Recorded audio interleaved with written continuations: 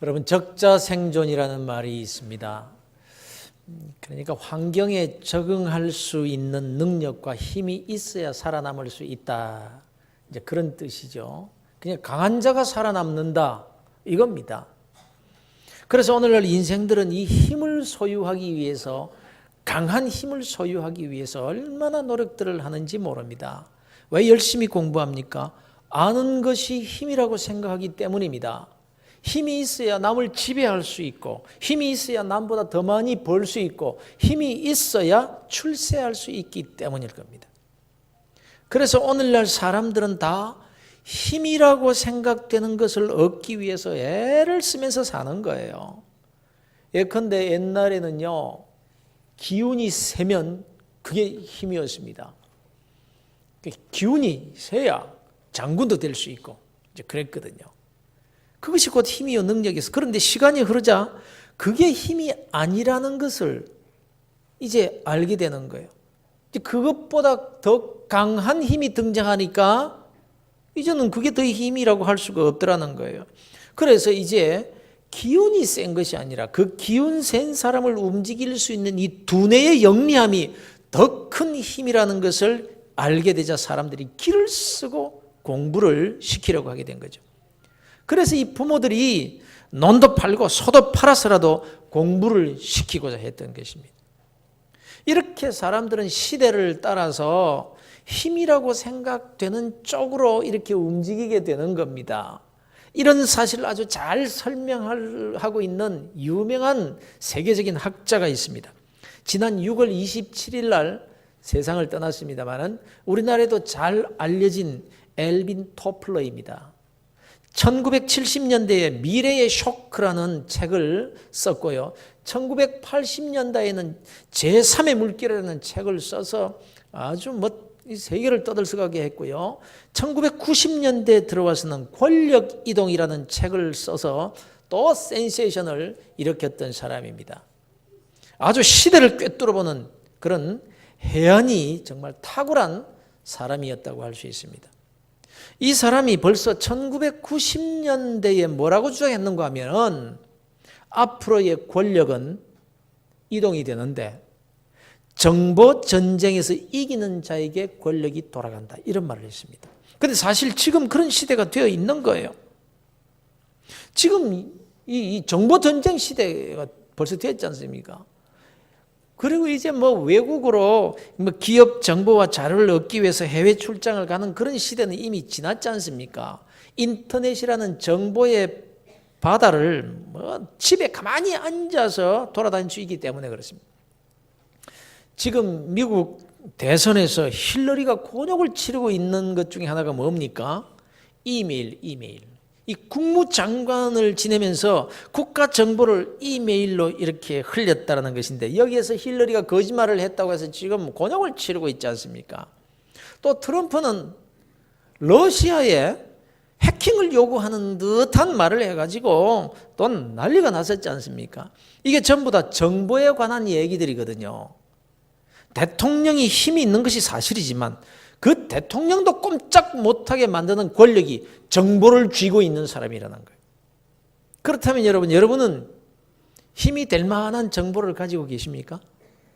그런데 우리가 아무리 인터넷을 뒤져서 정보를 입수한다고 해도 안기부나 FBI나 CIA 이런 걸 따라잡을 수 있겠습니까? 그러면은 이제 다음 세대에는 이 권력이 어디로 또 이동을 하게 될까요? 권력이 지금 정보다 이렇게 하는데 다시 권력이 이동된다면 이제 어느 쪽으로 가게 되리라고 생각되십니까? 그러나 여러분 기억하십시오. 권력이 어디로 이동을 하든지 간에 그게 결코 궁극적인 힘이 될 수 없다는 겁니다. 그것으로서 승리할 수 없고요. 그것이 자기 인생을 안전하게 지켜줄 수 있는 것이 결코 아니라는 겁니다. 그렇게 보일 뿐입니다. 보십시오. 시대마다 엘빈 토플러의 말대로 권력의 이동을 따라서 그 시대에 힘 있는 자로 살았던 사람들이 어떠했습니까? 정치적인 권력도, 돈의 힘도, 인기의 화려함도, 언론의 권력도요. 그건 자기가 가진 인생의 연약함 앞에서는 와르르 무너져 버리더라. 아무것도 아니에요. 그것이 자기의 약함을 구해줄 거라고요? 천만의 말씀입니다. 평생 쌓아올린 명예와 지위, 그거 한순간에 날아가 버리는 거예요. 아시죠? 딱 술 한 잔에도 날아가 버리더라고요. 술 한 잔 먹으면서 기자들 앞에서 한마디 한 게 교육부 정책기획관 자리까지 얼마나 노력해서 올라갔는데 그 싹 하루치면 날아가 버렸어요. 청와대 수석 대변인 자리까지 올라갔는데 대통령과 함께 뻐기면서 미국 가서 술주정 한번 딱 한 것 때문에 그냥 날아가 버려요. 아무것도 아니에요. 막을 수가 없어요. 힘과 권력이라는 것, 그거 아무것도 아닌 거예요. 그것이 자기 인생을 지켜줄 것이라고 생각하면 오산이라는 거예요. 오늘날 사람들이 다 그렇게 살아가고 있지만 착각 속에서 살고 있는 거죠. 그 어떤 힘을 가졌다고 할지라도 더 큰 힘 앞에서는요, 아무런 능력도 발휘하지 못하는 것이고, 아무리 능력이 있는 자라도 자기의 약함 앞에서는요, 힘없이 무너지게 되어 있는 거예요. 왜 이렇게 사는 게 힘들까요? 결국 내가 약해서 그런 겁니다. 내가 약해서. 이 세상에 고난을 좋아하는 사람이 어디 있겠습니까? 한 사람도 없을 거예요. 그러나 고난은 인간에게 숙명적으로 붙어 있습니다. 자기가 힘으로 생각하는 그것으로 이 고난을 피할 수 있나요? 아무리 힘이 강해도요, 자기에게 주어져 있는 그 고난, 그건 짊어지고 살 수밖에 없어요. 우리는 다 약한 존재일 뿐인 거예요. 그런데 누구나 자기가 지금 만난 그 고난이 가장 큰 고난으로 생각하게 되는 겁니다. 과거의 어려움에 비하면 지금 그 어려움은 어려움도 아님에도 불구하고 지금 만난 문제가 세상에서 가장 크고 나에게 고통을 주는 그런 문제예요. 그래서 다른 사람이 뭐 어떤 어려움을 당했다 할지라도 그 사람보다 내 문제가 더 큰 거예요. 그래서 뭘 그 정도 가지고 그러십니까? 내 문제에 비하면 아무것도 아닙니다. 이렇게 말해준다고 전혀 위로가 되지 않는 겁니다. 남의 팔이 부러져서 아픈 그 고통보다도 내 손톱 밑에 가시가 더 아픈 거예요. 어떤 사람은 경제적인 문제 때문에 아주 힘들게 고난을 겪는 사람이 있습니다. 그러나 그런 문제도 문제가 아니라고 생각하는 사람도 있는 거예요. 예컨대 육체에 치명적인 병이 들었거나 활동할 수 없는 고통 중에 있는 사람의 경우에는요, 아이 돈이야, 건강한 몸만 있다면 별 벌 수 있는 거 아니야? 설사 가난하게 산다고 할지라도 건강하면 된다. 건강이 죄이다. 이렇게 생각하는 겁니다. 그러나 꼭 그런 게 아니더라고요.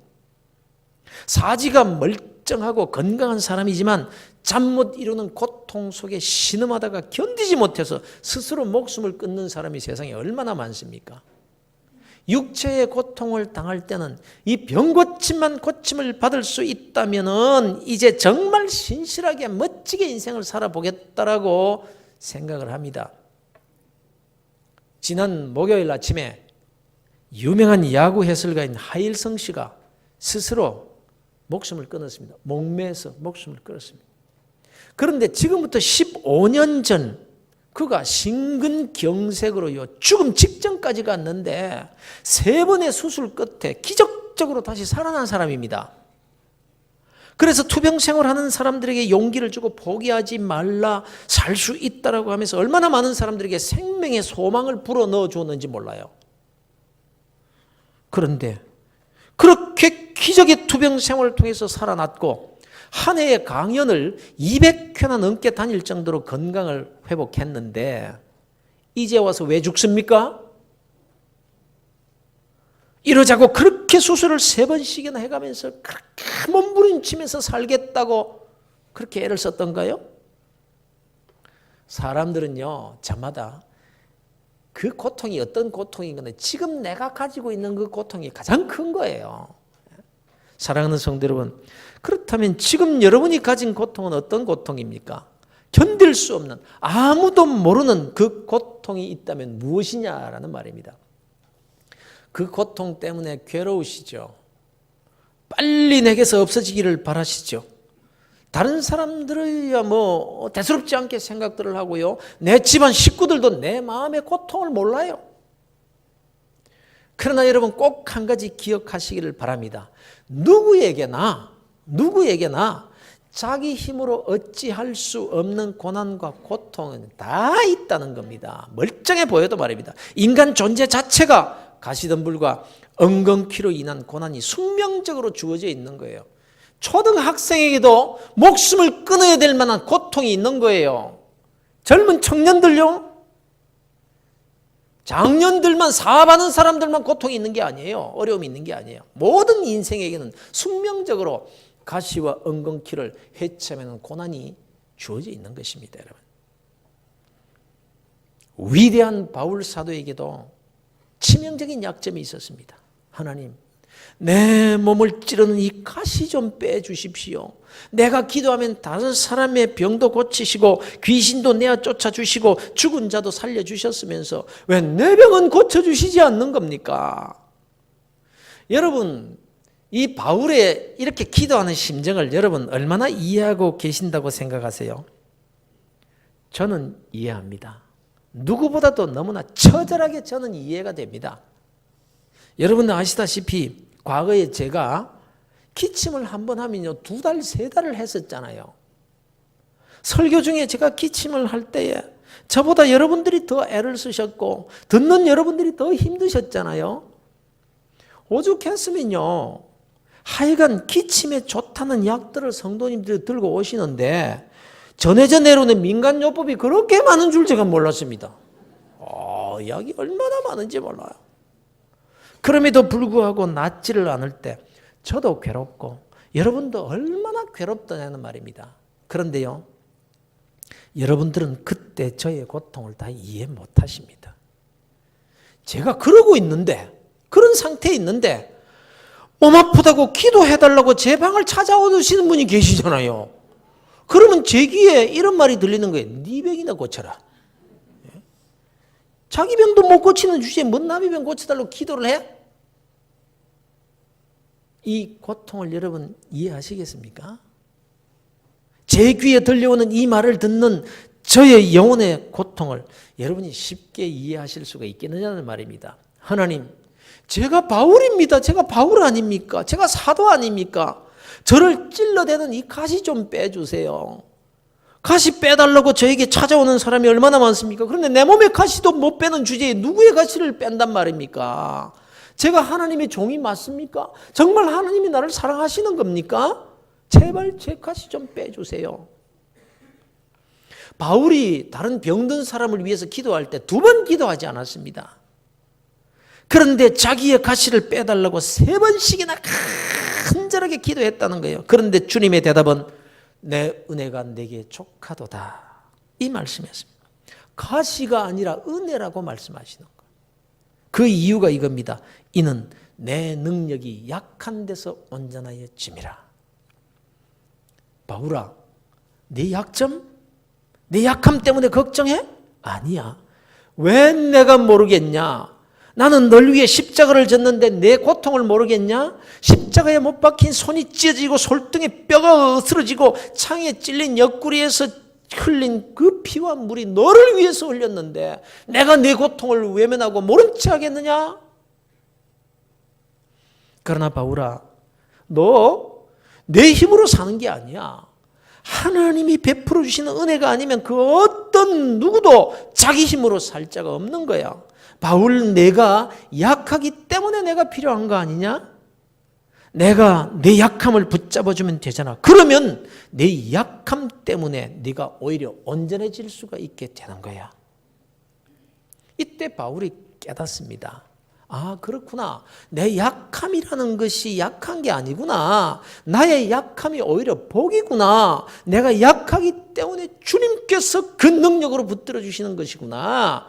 이걸 깨닫고 바울이 이렇게 말하는 겁니다. 그러므로 도리어 크게 기뻐함으로 나의 여러 약한 것들에 대해 자랑하리니 이는 그리스도의 능력이 내게 머물게 하려 함이라. 이렇게 고백하는 거예요. 사랑하는 성도 여러분, 어디가 약하십니까? 무슨 일로 여러분 고통을 당하고 계십니까? 꼭 당장 고침을 받아야 은혜라고만 생각하지 마십시오. 실패의 자리에서 지금 당장 성공했을 때만 그걸 은혜라고 생각하지 마십시오. 약한 그 자리에서 주님이 함께 하실 때 그게 은혜요, 그게 축복이고 그게 힘인 거예요. 실패한 그 자리에서 주님이 함께 하시면 그것이 곧 진정한 성공인 줄로 믿으시기를 주의 이름으로 축원합니다. 여러분 벌어가지고 많이 쌓아놓으면 그때 부유한 자가 되는 겁니까? 정말 그렇습니까? 모아놓은 것 하나도 없어도요, 주님의 능력이 내게 머물면 그것이 더 큰 부유함인 줄 믿으시기를 바랍니다. 그래서 세상에는요, 가만히 보세요. 가난한 것 같은데 남을 돕고 구제를 잘하는 그런 성도들 보지 않았어요? 형편이 아주 어려운 것 같은데 더 봉사를 잘하고 주를 위해서 더 충성스럽게 섬기는 그런 자들이 있잖아요. 부유한 삶을 산더라고요. 그 말씀 그대로인 거예요. 속이는 자 같으나 참되고, 무명한 자 같으나 유명한 자요, 죽은 자 같으나 보라 우리가 살아있고, 징계를 받는 자 같으나 죽임을 당하지 아니하고, 근심하는 자 같으나 항상 기뻐하고, 가난한 자 같으나 많은 사람을 부유하게 하고, 가진 것이 하나도 없는 것 같지만 모든 것을 가진 자로다. 이게 바로 하나님을 전적으로 의지하고 하나님 그분이 나의 소유가 될 때에 얼마나 부유하게 사는지를 보여주는 말씀인 겁니다. 이 신앙 고백이 여러분의 것이 되기를 주 예수 그리스도 이름으로 축원합니다. 그렇습니다, 여러분. 우리는 약한 것 때문에 낙심하거나 주저앉을 수 없는 자들입니다. 오히려 약하다는 것은 우리의 강함이 될 수 있기 때문에 그래요. 그래서 바울을 통해 우리에게 말씀하시는 거예요. 이 집사야, 김 집사야, 너의 약점, 네가 가진 그 여러 약한 것 때문에 부끄러워하거나 낙심하면 안 된다. 이렇게 말씀은 오히려 너의 그 약한 것들과 능력과 궁핍과 핍박과 곤란 때문에 주눅들지 말고 기뻐해야 하느니라, 이 말씀을 하고 계신 거예요. 그럼 어떻게 그럴 수가 있느냐?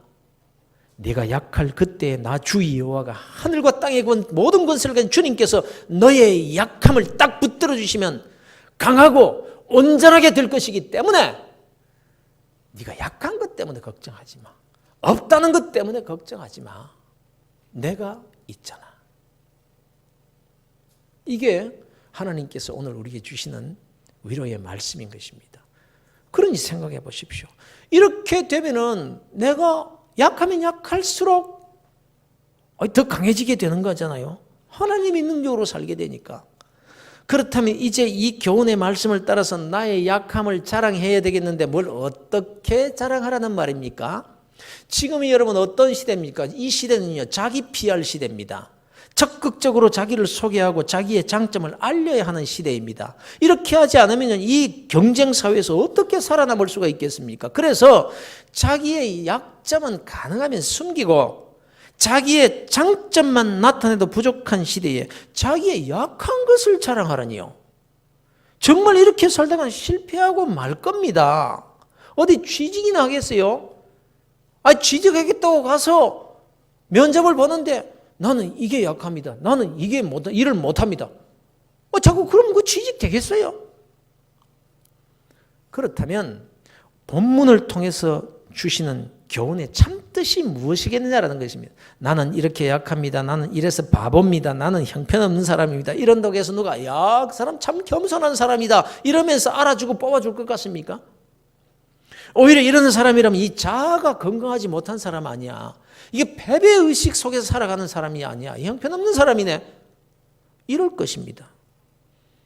그래서 약한 것을 자랑하라는 것은 이런 뜻이 아닌 거예요, 여러분. 오늘 본문에 기록된 약한 것들에 대해 자랑한다는 말씀의 뜻은 복음서에서 주님께서 말씀하신 심령이 가난한 자를 의미하는 겁니다. 심령이 가난한 자는 복이 있나니 천국이 그들의 것이라.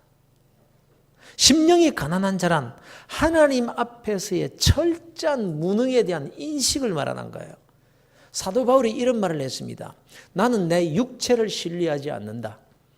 나도 세상적으로 말하자면 육체를 신뢰할 만한 것이 있다. 육신의 그런 것 가지고 따지면 너희들보다 부족함이 하나도 없다, 이 말이에요.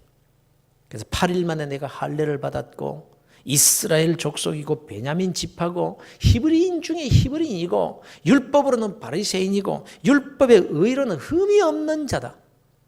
지식으로는 네가 공부를 했으면 얼마나 많이 했나. 나는 가말리엘 문화생이다.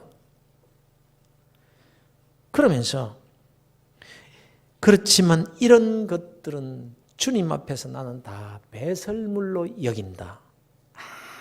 아무것도 아니야. 오물로 여긴다 그랬어요. 이것이 바로 심령이 가난한 자의 모습인 것입니다. 하나님, 내가 가진 지식을 의지하지 않습니다. 내가 가진 사회적 지위도 의지하지 않습니다. 내가 좋은 대학 나왔다는 것, 내가 좋은 성품을 가졌고 내가 남보다 더 나은 기술이나 내가 가진 재물을 의지하지 않겠습니다. 이런 것 가지고 내가 성공할 수 없음을 고백합니다. 오직 제게 필요한 것은 하나님의 은혜뿐입니다. 이런 가난한 심령에 우리 주님의 능력이 임한다라는 말씀인 겁니다. 그래서 나의 약한 것들을 자랑한다는 의미를 여러분 잘 이해하실 수 있기를 바랍니다. 사람들이 부러워할 정도로 내가 가진 그 강점, 그것이 지식이든 명예든 높은 지위든 또는 학력이든 재물이든 하나님 앞에서 그것 의지하지 않고 하나님 이것 가지고 제가 살 수 없고 이것으로 성공할 수 없음을 고백하며 주님만 의지합니다. 주님만 바라봅니다. 이것이 바로 하나님 앞에서 자기의 약함을 자랑하는 모습인 것입니다. 결코 기죽어 사는 모습이 아닌 겁니다. 소유에 관계없이 직업이나 직위에 상관없이 자신 있게 살고 조금도 비굴하지 않게 많이 가진 사람보다도 오히려 더 당당하게 사는 그런 태도를 말하는 것입니다. 사랑하는 성도 여러분, 여러분 다 하나님의 능력으로 사시고 싶습니까? 그렇다면 하나님께 나의 약한 것을 자랑한다는 신앙 고백적인 삶을 보여드리시기를 바랍니다. 여러분이 가진 그것 자랑하지 마십시오. 큰 소리 치지 마십시오. 그러면 하나님의 능력을 힘입지 못합니다. 여러분, 추석입니다. 가족과 친척들이 모이는 자리에서 기죽지 마시길 바랍니다. 나보다 더 잘 사는 형제 앞에서 기죽거나 시기하거나 질투하지 마십시오. 그런 것 의지하고 그런 것 부러워하고 그런 것 시기하고 그런 것 질투하면요 하나님의 능력을 얻지 못합니다. 오히려 그들 앞에서 당당해지셔야 합니다. 오히려 나보다 더 나은 형편에 있는 자를 축복하고 격려해줘야 됩니다. 나의 약함을 부끄러워하지 말고 주님과 함께 있는 그것으로 자랑할 수 있는 그리스도인들이 되시길 주의 이름으로 축원합니다. 아직까지 새 집에 산다고 집 가진 친척들 앞에서 기죽지 마시기 바랍니다. 큰 집 아이는 인류대학 갔고 우리 집 아이는 그보다 못한 대학 들어갔다고 기죽지 마시기를 바랍니다. 누구는 좋은 차 몰고 왔다고 와 하고 부러워한다고 할지라도 기죽거나 그런 것 부러워하지 마시기를 바랍니다. 그런 것들이 결코 능력이 아닌 것을 기억하셔야 됩니다. 아무것도 아닙니다. 그런데 오히려 추석 명절을 당했다. 나보다 나은 사람들을 많이 그렇게 보게 된다. 그런 자리가 기회입니다. 하나님께 나의 약함을 자랑할 수 있는 기회 말입니다. 전능하신 하나님의 능력을 힘입게 되는 절호의 기회를 말하는 거예요. 비록 무화과 나무가 무성하지 못하며 포도나무에 열매가 없으며 감람나무에 소출이 없고 밭에 먹을 것이 없으며 우리의 양이 없고 외양간에 소가 없을지라도 나는 여호와로 말미암아 즐거워하며 나의 구원의 하나님으로 말미암아 기뻐하리로다. 주 여호와는 나의 힘이시라. 나의 발을 사슴과 같게 하사 나를 나의 높은 곳에 다니게 하시리로다.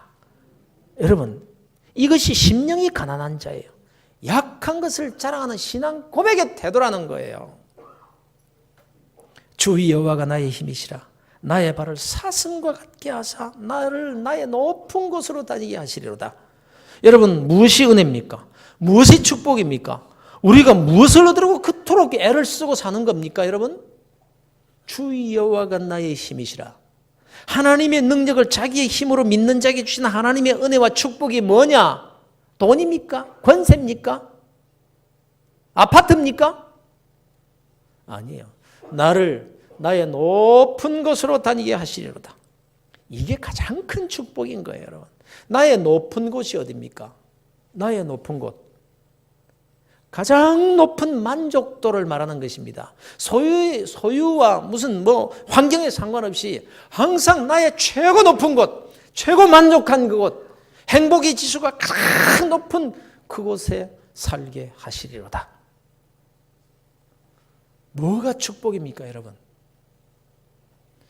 당신은 지금 행복하십니까? 라는 제목의 글이 있더라고요. 이런 내용입니다.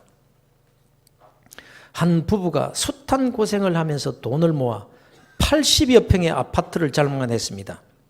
먹을 것 안 먹고 입을 것 안 입어가면서 온갖 고생 끝에 장만한 아파트입니다. 그리고 아파트를 최첨단 오디오 세트와 커피 머신을 사서 베란다를 테라스 카페처럼 멋지게 꾸몄습니다.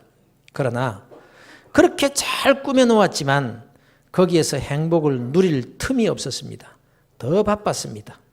그 좋은 오디오를 들을 수도 카페 같은 베란다에서 커피 마실 여유도 없이 부부는 더 벌기 위해서 바쁘게 뛰어야 했습니다. 하루는 남편이 회사에 출근 후에 집에 무엇을 놓고 온 것을 뒤늦게 알게 되었습니다. 그래서 놓고 온 물건을 가지러 집에 갔습니다. 그런데 이게 웬일입니까?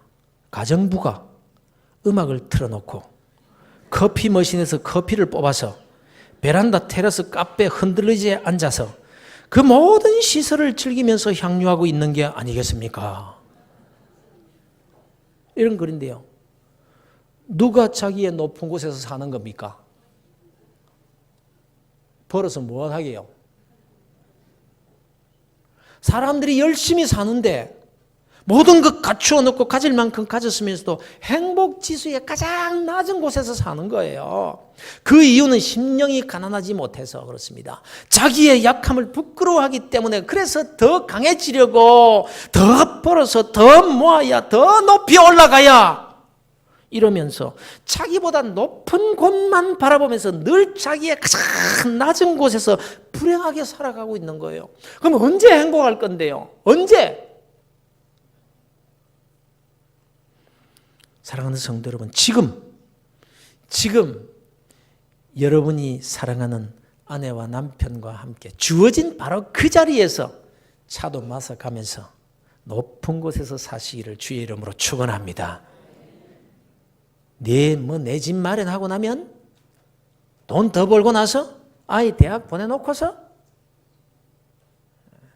이러지 마시라고. 여러분, 지금 약해서 부족해서 모자라서 성공하지 못해서 가지지 못해서 인생의 낮은 곳에 살고 있는 게 절대 아닌 겁니다. 대부분의 인생이 그렇게 살다가 세상 끝나고 말아요. 아니, 인생의 가장 낮은 곳에서 그렇게 살다 가는 거예요. 괜찮아 보이는데도. 너의 약함을 자랑하라. 너의 부족을 결코 부끄러워하지 말아라.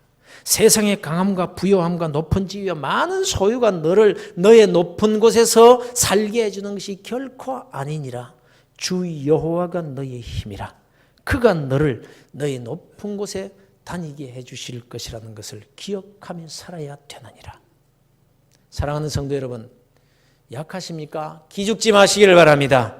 오히려 주님께 당신의 약함을 자랑하는 신앙 고백을 보여드리시길 바랍니다. 말 한마디에도 하나님은 그래, 네가 나를 전적으로 의지하는구나, 그걸 보시기를 원하시는 거예요. 우리가 서로 주고받는 대화 가운데서도 별것 아닌 것 자랑하고 뻐기고 무시하고, 하나님은 그와 함께 하시지 않는 거예요. 그래, 네 힘으로 살아봐라. 사랑하는 성도 여러분, 그래서 주 여호와가 나의 힘이다. 소유에 관계없이 언제나 부요한 그 높은 자리에서 많은 사람들을 부요하게 해주고, 가진 것이 별로 없는 것 같지만 언제나 모든 것을 가진 자의 그 높은 곳에서 사는 그런 믿음의 사람들이 다 되시기를 주 예수 그리스도 이름으로 축원합니다. 기죽지 마십시오. 특히 이번 추석 명절을 주님께 여러분의 약함을 자랑하는 모습을 보여드리는 그런 신앙 고백의 기회로 삼으시기를 주 예수 그리스도 이름으로 축원합니다.